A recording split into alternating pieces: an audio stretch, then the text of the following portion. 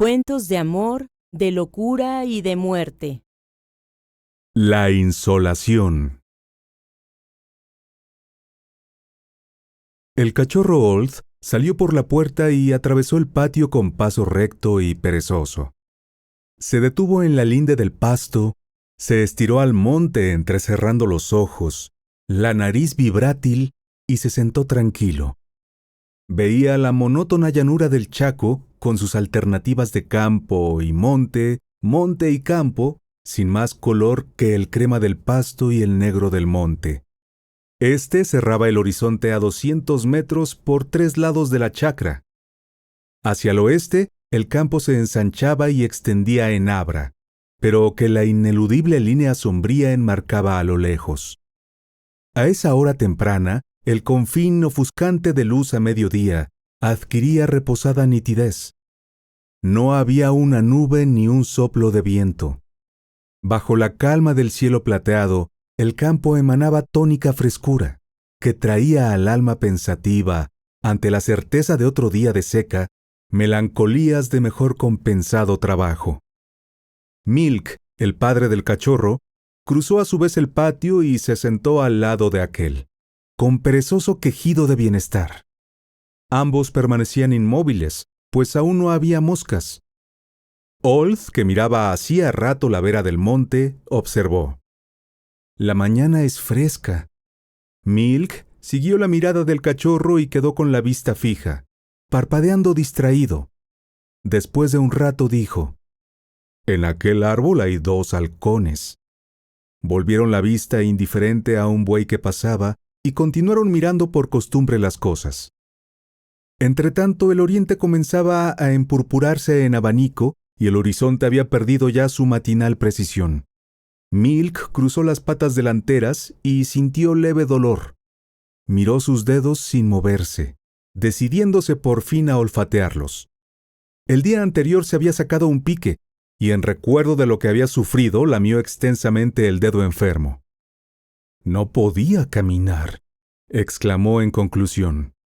Old no comprendió a qué se refería. Milk agregó: «Hay muchos piques». Esta vez el cachorro comprendió, y repuso por su cuenta después de largo rato: «Hay muchos piques». Uno y otro callaron de nuevo convencidos. El sol salió y en el primer baño de luz, las pavas del monte lanzaron al aire puro el tumultuoso trompeteo de su charanga.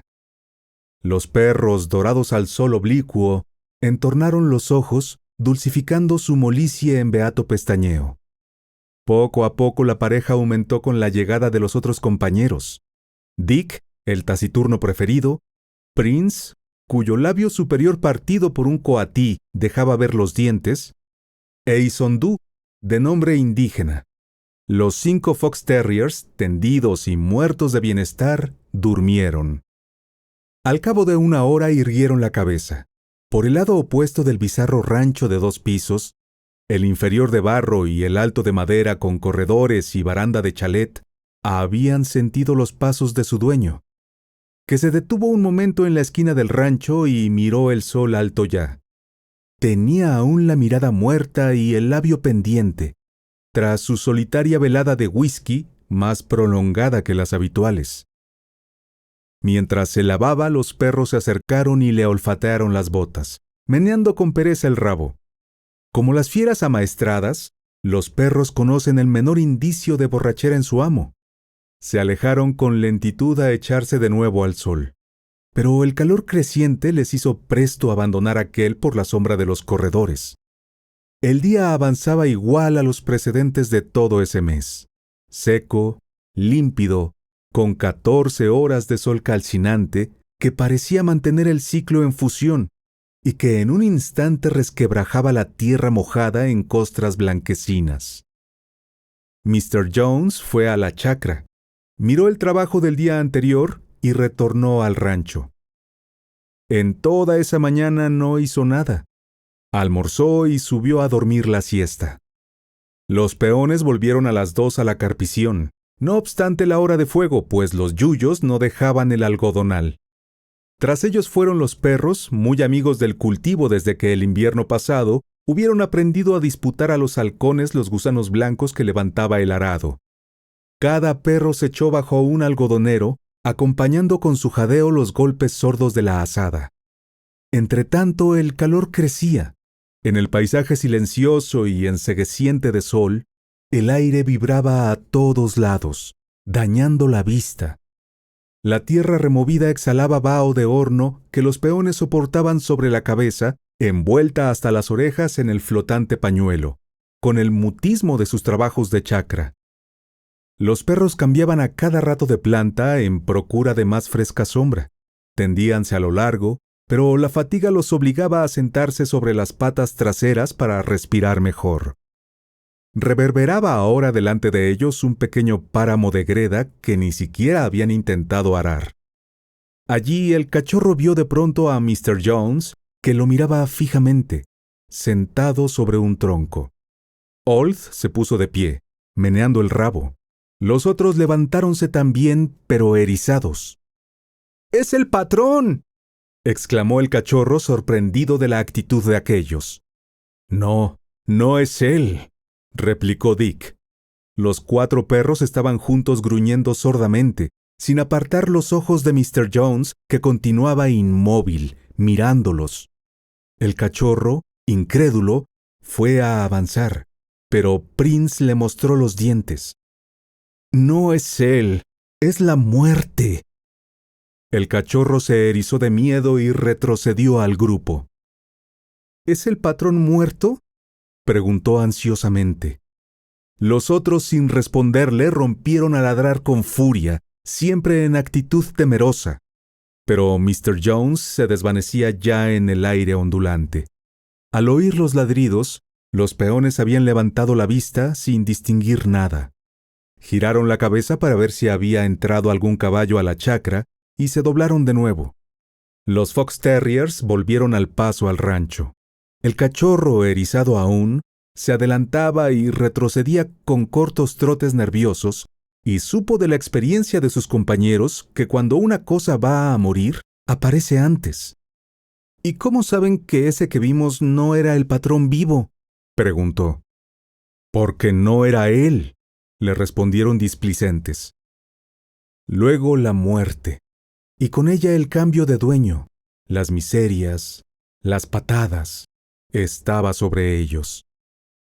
Pasaron el resto de la tarde al lado de su patrón, sombríos y alerta.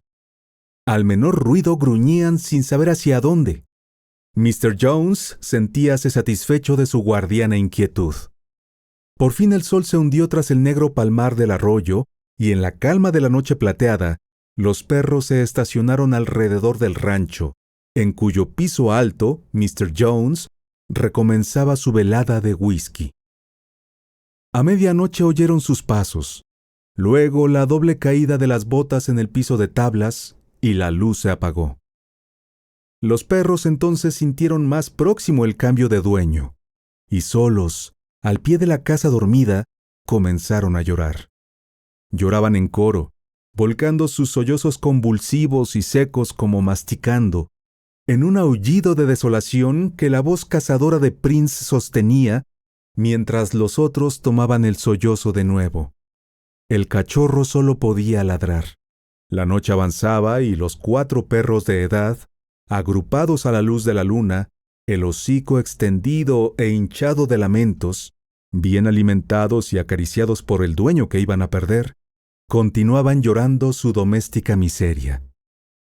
A la mañana siguiente, Mr. Jones fue él mismo a buscar las mulas y las unció a la carpidora, trabajando hasta las 9. No estaba satisfecho, sin embargo. Fuera de que la tierra no había sido nunca bien rastreada, las cuchillas no tenían filo, y con el paso rápido de las mulas la carpidora saltaba. Volvió con esta y afiló sus rejas. Pero un tornillo en que ya al comprar la máquina había notado una falla, se rompió al armarla. Mandó un peón al obraje próximo, recomendándole cuidara del caballo, un buen animal, pero asoleado. Alzó la cabeza al sol fundente de mediodía e insistió en que no galopara ni un momento. Almorzó enseguida y subió. Los perros, que en la mañana no habían dejado un segundo a su patrón, se quedaron en los corredores. La siesta pesaba, agobiada de luz y silencio. Todo el contorno estaba brumoso por las quemazones. Alrededor del rancho, la tierra blanquizca del patio deslumbraba por el sol a plomo, parecía deformarse en trémulo hervor, que adormecía los ojos parpadeantes de los fox terriers. «No ha aparecido más», dijo Milk. Old, al oír «aparecido», levantó vivamente las orejas. Incitado por la evocación, el cachorro se puso de pie y ladró buscando a aquel. Al rato cayó, entregándose con sus compañeros a su defensiva cacería de moscas. «No vino más», agregó Isondú. «Había una lagartija bajo el raigón», recordó por primera vez Prince. Una gallina, el pico abierto y las alas apartadas del cuerpo, cruzó el patio incandescente con su pesado trote de calor. Prince la siguió perezosamente con la vista y saltó de golpe. «¡Viene otra vez!», gritó. Por el norte del patio avanzaba solo el caballo en el que había ido el peón. Los perros se arquearon sobre las patas, ladrando con prudente furia a la muerte que se acercaba. El animal caminaba con la cabeza baja, aparentemente indeciso sobre el rumbo que debía seguir. Al pasar frente al rancho, dio unos cuantos pasos en dirección al pozo y se desvaneció progresivamente en la cruda luz. Mr. Jones bajó. No tenía sueño. Disponíase a proseguir el montaje de la carpidora cuando vio llegar inesperadamente al peón a caballo. A pesar de su orden, tenía que haber galopado para volver a esa hora. Apenas libre y concluida su misión, el pobre caballo, en cuyos ijares era imposible contar los latidos, tembló agachando la cabeza y cayó de costado. Mr. Jones mandó al peón a la chacra, con el rebenque aún en la mano, para no echarlo si continuaba oyendo sus jesuíticas disculpas. Pero los perros estaban contentos. La muerte, que buscaba a su patrón, se había conformado con el caballo. Sentíanse alegres, libres de preocupación, y en consecuencia disponíanse a ir a la chacra tras el peón. Cuando oyeron a Mr. Jones que le gritaba, lejos ya, pidiéndole el tornillo. No había tornillo. El almacén estaba cerrado, el encargado dormía, etc. Mr. Jones, sin replicar, descolgó su casco y salió él mismo en busca del utensilio. Resistía el sol como un peón, y el paseo era maravilloso contra su mal humor. Los perros salieron con él, pero se detuvieron a la sombra del primer algarrobo. Hacía demasiado calor. Desde allí, firmes en las patas, el ceño contraído y atento, lo veían alejarse. Al fin el temor a la soledad pudo más, y con agobiado trote siguieron tras él. Mr. Jones obtuvo su tornillo y volvió. Para acortar distancia, desde luego, evitando la polvorienta curva del camino, marchó en línea recta a su chacra. Llegó al riacho y se internó en el pajonal, el diluviano pajonal del Saladito, que ha crecido, secado y retoñado desde que hay paja en el mundo, sin conocer el fuego. Las matas arqueadas en bóveda a la altura del pecho se entregaban en bloques macizos. La tarea de cruzarlo, seria ya en día fresco, era muy dura a esa hora. Mr. Jones lo atravesó sin embargo, braceando entre la paja restallante y polvorienta por el barro que dejaban las crecientes, ahogado de fatiga y acres vaos de nitratos. Salió por fin y se detuvo en la linde. Pero era imposible permanecer quieto bajo ese sol y ese cansancio. Marchó de nuevo. Al calor quemante que crecía sin cesar desde 3 días atrás, agregábase ahora el sofocamiento del tiempo descompuesto. El cielo estaba blanco y no se sentía un soplo de viento. El aire faltaba, con la angustia cardíaca que no permitía concluir la respiración. Mr. Jones se convenció de que había traspasado su límite de resistencia. Desde hacía rato le golpeaba en los oídos el latido de la carótida.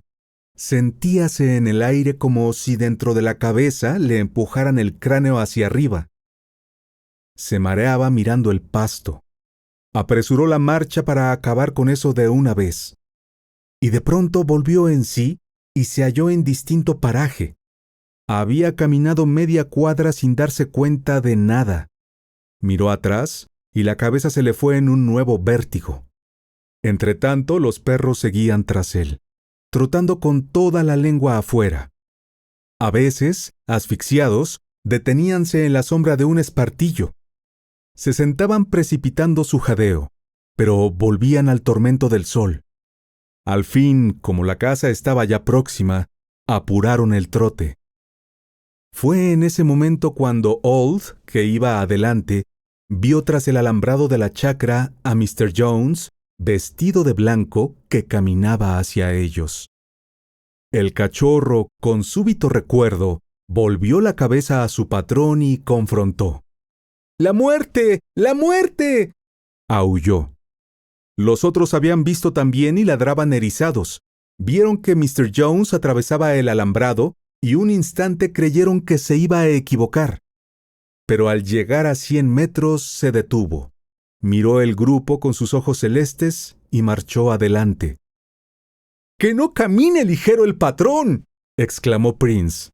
¡Va a tropezar con él!, aullaron todos. En efecto, el otro, tras breve hesitación, había avanzado, pero no directamente sobre ellos como antes, sino en línea oblicua y en apariencia errónea, pero que debía llevarlo justo al encuentro de Mr. Jones. Los perros comprendieron que esta vez todo concluía, porque su patrón continuaba caminando a igual paso como un autómata, sin darse cuenta de nada. El otro llegaba ya. Los perros hundieron el rabo y corrieron de costado aullando. Pasó un segundo y el encuentro se produjo. Mr. Jones giró sobre sí mismo y se desplomó. Los peones que lo vieron caer lo llevaron a prisa al rancho, pero fue inútil toda el agua. Murió sin volver en sí. Mr. Moore, su hermano materno, fue allá desde Buenos Aires. Estuvo 1 hora en la chacra y en 4 días liquidó todo, volviéndose enseguida al sur. Los indios se repartieron los perros, que vivieron en adelante flacos y sarnosos, e iban todas las noches con hambriento sigilo a robar espigas de maíz en las chacras ajenas.